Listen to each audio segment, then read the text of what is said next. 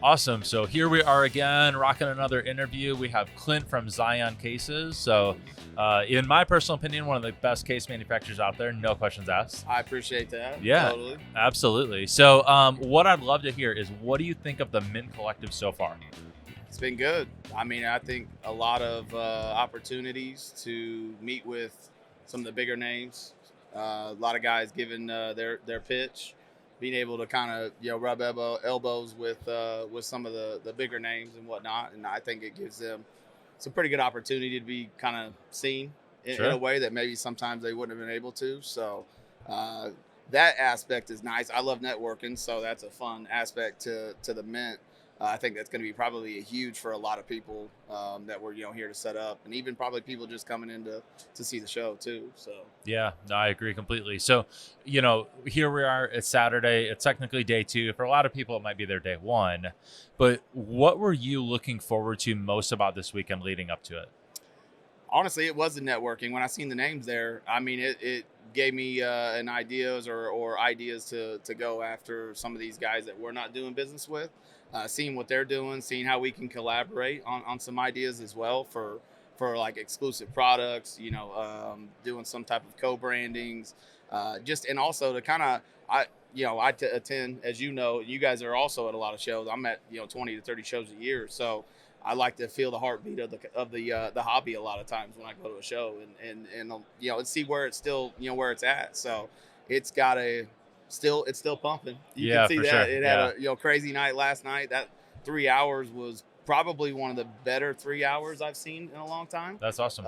From just a interaction standpoint from the people that were coming in, the vendors back and forth. So it was good on our end for sure. That's cool. From that Yeah. aspect. Was that one last night, or that was the private event Thursday night? Which one was that? That was the last night. That was cool. That was the Mint Collective one. Yeah, Sorry. yeah. Yep, that's one awesome. the fact that they did the 3 hour 7 to 10 Yep. aspect. That's awesome. We were not skeptical. We were just interested to see what was going to happen in that 3 hours, because I don't know that there's many shows that have done a later night VIP type of 7 to 10, especially where they're walking around with plates of food. Oh yeah, no, giving out free food and that was so cool, and alcohol and all that. Yeah. So I mean, it was a cool environment for freedom to kind of do what people wanted to do and gravitate where they wanted to go. So it was kind of cool to see that. Yeah, that one reminded me. So like when you go to do some of the big car shows and stuff like that, especially like the Detroit Auto Show, those type of things, they have like a black tie night ahead of it. Yeah, and it's the big unique unveiling and stuff, and that's what it felt like in here. It's very cool. 100%. Yeah. I did some work in Detroit, and I know exactly what you're talking about. For so, sure. Yeah, that's a huge deal when you can give kind of some people a little bit of a VIP feeling when they do walk in, instead of, because, I mean, the VIP thing, they do give a little bit of a VIP treatment to most of the shows, like 30 minutes to an hour before a show. Yep. But this was a cool thing to kind of just designate an evening to kind of do it for them. I agree. I think it was a hit. I mean, that's awesome. I think it won for sure. So yeah, it's just such a cool show in general, like extremely well done. I think well thought out, well 100%. well executed here. Yeah, yeah, it was.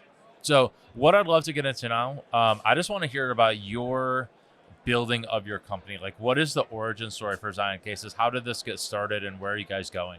For sure, yeah. Started, I was a breaker in the community for a while. Not really looking to branch out into what I'm in now. I was really just a collector, only like to break, like to see a lot of my customers, in my break company, hit monster cards. And it's a lot different from 2016, 15. Now, those cards back in the day were $100 cards. Now they're, 1,000 to 5,000, 10,000. So it is a little different from that aspect, which was kind of looking into the future of what I was going to do in the hobby. Was it just cards? And so it just happened to be at a show carrying Tupperware around, trying to see, again, gauging the heartbeat of the industry at that time and what was going on. And just thought there's got to be, some different aspect to storage. I got Tupperware in a shoebox in my backpack. So, sure, yeah. So doing some research, I found some people making custom ones out of wood and some different things. And so I just kind of started on a journey of trying to find maybe the perfect product, or at least a perfect start to a product. And so I hooked up with 20 different manufacturers, had multiple samples made and zoned in on one that was doing something really well, I felt like, and we really gelled well with my designs and what I was wanting to do. I ordered 150 of them to start from my break group only, and I sold out before they even arrived. Okay. So that was, instantly I thought, okay, light bulb, dinged. Sure. And so since then, that was one product. That was our XL, which is a 4-row. I came out with a 3-row after that, 2-row. And then we got a bigger one that's got like a 5-row. It's a transportable case. We've got backpacks now. We actually have some supplies that we do just for really grading stuff. We're kind of niche into the grading market. Yep. But we do have some really big stuff on the horizon. I got some proprietary stuff coming that's going to be some nice additions that I think the hobby needs right now, because things are getting so expensive and there is a need for security for your stuff. So this is going to be something that's going to be good because it's going to be affordable. So we're not going to come out with something that's going to just take us out of the market for the normal collector, but it's also going to give some added security for a person that may be just starting, or somebody that's been in the hobby and has $1 million collection in a case. So we're going to give a lot of opportunities there. We're going to be partnering also with some artists in the hobby. We're going to be doing some low run, print run deals with some items that are going to be pretty cool. You're keeping those sneaky right now, aren't you? I will, yeah. I'm not going to tell too much on that, but it's going to be pretty cool from that aspect. So with the proprietary stuff, and then with some cool stuff as design and getting and even a little bit more designer as well. We're actually going to get some stuff that's going to be interesting, because you got a different, right now you got all different types of demographics of a hobbyist. So, we kind of meet the need of just the normal person. We're going to try to elevate a little bit on some things and see where that goes. Very cool. I think it'd be cool. Like I said, we're going to do low print runs on them, so they're not going to be anything that will be mass produced. So not everybody's going to run around like, with the same 1,000 or so backpacks that we've sold. Yep. This one's going to be kind of like, it'll be a play on a little bit of the hobby. It'll be like 1 of 25 or 7 of 25 or something like that. So it'll be kind of cool. So very cool. Yeah, actually, and I know I mentioned this to you in person too. The backpack is one of my favorites. Like, I think they look phenomenal. Every time I see them, I see people and I'm like, I got to get one of those because it's so much more. I don't yet. It's so much more convenient than having to carry your case with you, right? Especially because they get heavy, right? All your cards get heavy. So it's huge. And they're just, that one's my favorite. I think it's really cool. I think it gives transporting anything is hard to do anyways. So if you can make it easier on guys and they can bring what they want, the larger backpack gives you 50 or so cards, in a case, and I think that gives a person to bring it, at least what they want to a show and have a not carrying around or lugging around something really heavy or something like that too. Yeah, that makes sense. So you mentioned that you guys are doing a little bit of products or supplies in the grading space. So I want to kind of make a little transition into talk about grading. So what's your impression of grading companies in general, or grading in the sports card world? Like, I think it's tough. I think it's really tough. I mean, because there's a lot of options now. And there's a lot of demand. So I think it's going to probably work itself out eventually, in the next year or two, to see. As a person that's graded thousands of cards personally and used to be a vendor for BGS, I've done some stuff with PSA to just a group of people that we used to do some group subs with and stuff. So seeing that side of it, and also being a person that does grade, it'll be interesting to see what happens, because there's a lot of new technology. I'm sitting across a company that's got some new technology coming out, and it's different to see, right? So a person looking at your card opposed to somebody or a AI, a component to it looking at your card it'll be it will just be a different look, I think, in my opinion, just because I think as we kind of grow as a society, and it probably as a community in the cards, it's going to do the same thing with grading and stuff like that. I think your mainstays are always going to be there, but at the end of the day too, I think that some of these new functions that are coming in with the new styles of grading is going to still, I think it's going to make a little bit of it probably a name for itself. And I think more of the newer hobbyists, I feel like, I do see that. The older hobbyists, that you can't really change their mind. Correct. They're where they're at. Yeah, but the newer guys, and there's tons of new guys. So every time that one of these new ones comes in, considering you make an ancillary product, oftentimes based on the grading world, right? So your cases fit certain companies' Mhm. cards. Does that create any problems, or what does it take for you to have to go do redesign potentially? And I bring it up because you have a case that fits SGC because Yep. their cases are a little bit different, right? A little bit different Yes. size. Yep. So, was that a active decision or was that a community-based decision that they needed that? That's a great question because a lot of the designs that I've either tried or come out with in the last couple of years have been a community ask, pretty much, Got right? it. So I get it, typically if I get enough people asking me the same question over and over again, I'm like, okay, we got to make this case, And SGC was one of them, with the shutdown of all the with PSA and the Yep. BGS kind of had their situation going on. SGC was taking on quite a bit at that point, just from hearsay of what I was hearing was going on. So SGC, all of a sudden, we got a huge influx of SGC cards, and they are a different size case, like Yeah. you mentioned. So they're really snug with my line that I have now. So I did have to expand a little bit on some of the foam. At least give that space for that collector that wanted the SGC cards. But I will say, I've been lucky enough. Most of them are fairly similar width Okay. wise Yep. and even height wise. That I've got an 1.5 inch foam in the top of each lid, so it does give a little bit of a play for the actual height on it. But the width, I've been lucky enough that we haven't ran into many That's good. issues.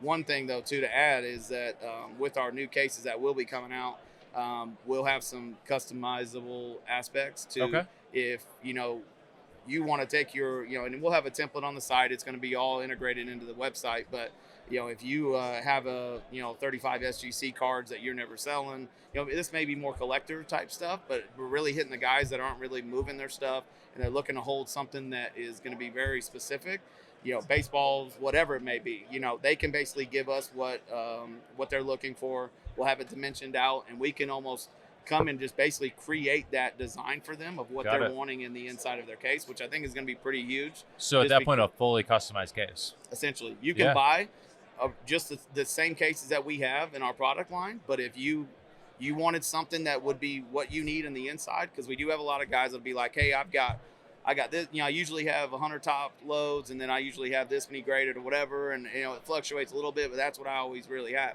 And do you offer one that has both or something? So Got it. we're going to hit that demographic as well. So we're going to go really kind of across board and just kind of go full custom in an aspect and Sure. just see what people want. They can create what they want and go from there. We get a lot of guys that have like Funko Pops, baseballs, figurines, even things like that I think we can get a little customizable and make something cool for them. Yeah. And almost branch out a little bit into other hobbies as well, not just the sports card. So Got it. Customizable like colors on the inside, or is that not? actually, we will. No, Okay, something there you're is looking at? so I have a new limited line coming out. Okay. And it's going to have a couple different colors to it. It's going to be kind of a funky look, which I think is cool, especially for the new collectors and the younger generation. And they're going to have some different colors in the foam and stuff like that. So it's going to be kind of a little different than my base model that's all black. Sure. And has a sleek look. But at the end of the day, this will give it a cool, colorful look, but still just a great quality as well on top of that too. So Very cool. Yeah. Very cool. So going back to the grading industry, what do you think that the grading companies are doing really well right now? they're back in business. That's good. That's true. Yeah. Yeah. that everybody needs their cards back. Let me see after what they're doing well. I don't know that much. I see PSA's making a lot of moves on some stuff, hiring a bunch of people from here. What's Yeah. going on there? You got a lot of the new stuff. I think that's probably key in a lot of what we're doing. I feel like there's probably some type of limit sometimes to the grading. I don't know if anybody else feels this way, but it's you're essentially going to go get your card graded, whoever it is, and you're going to get it back, and hopefully the customer service as well. It's so hopefully, or I guess if you maybe take a look at some of the guys, customer service may be on the forefront. Do I know who that is? I'm not sure. I would hope that maybe customer service would be huge on some of those, and that's who I'd probably side with if I did. Yeah. I generally have done mostly PSA only because a very good close friend of mine is one of the top accounts with them. Okay.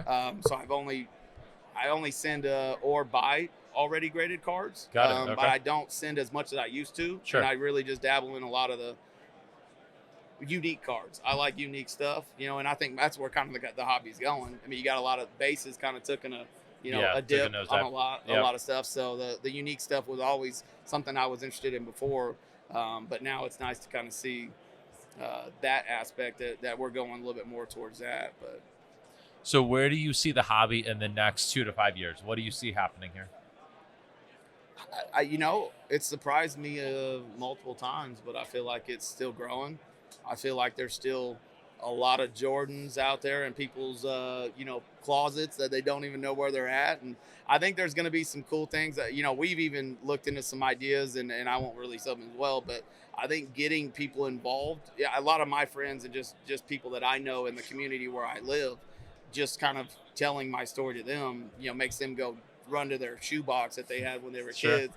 So I think that's still going on. So I think we're always going to have the new collectors coming. I mean, there's thousands of these cards out there. So especially the older ones, man, and they got the most value in my opinion because they've got the least opportunity to really dip.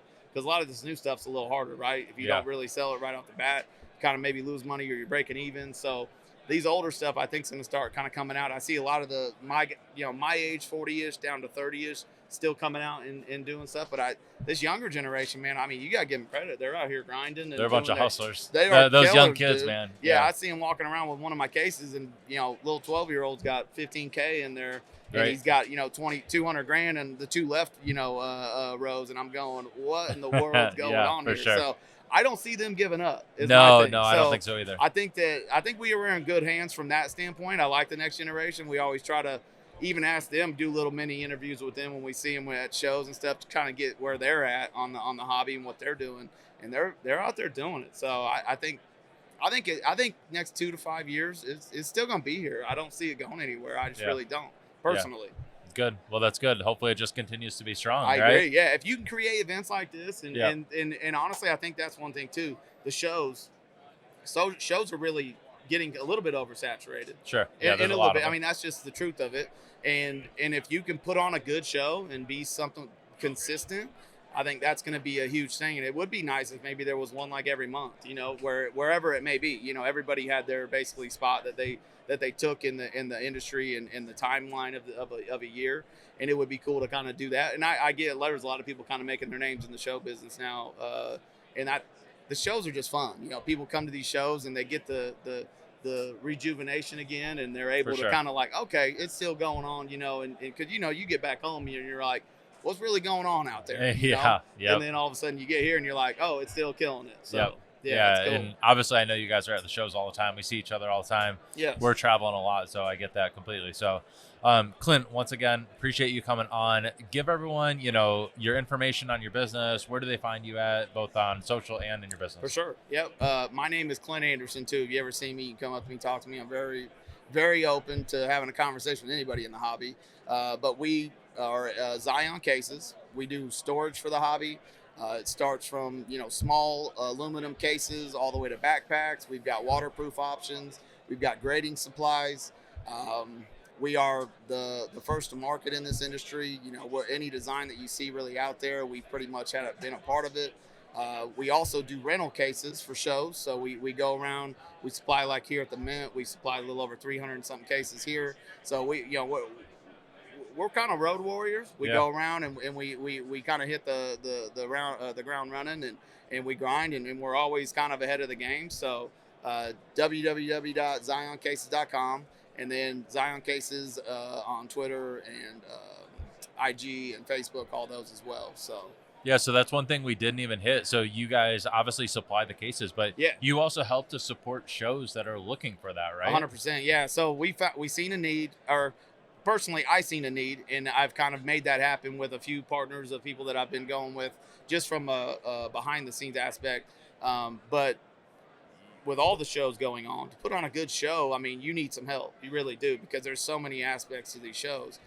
So we came out with a full service aspect. Basically, we'll run the whole thing for you, which what we talked about even too when we were talking about the possible show here soon. So coming in, you won't even have to take that piece, and we'll take that off your hands.